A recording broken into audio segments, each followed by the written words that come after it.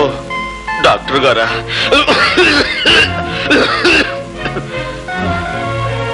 Doctor ఈ సమయంలో నాకేమనిపిస్తుందో తెలుసా?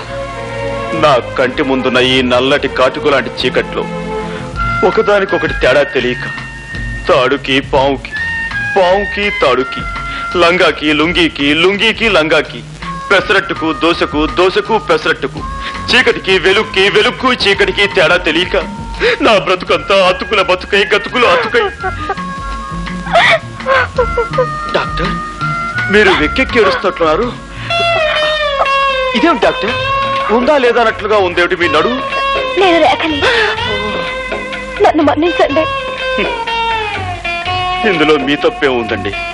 ఆ భగవంతుడు నన్ను చీకట్లో బ్రతకమని నోట్బుక్ లో రాసినట్టుగా నా నుదుటి మీద రాశాడు. విధి బలీయమైంది.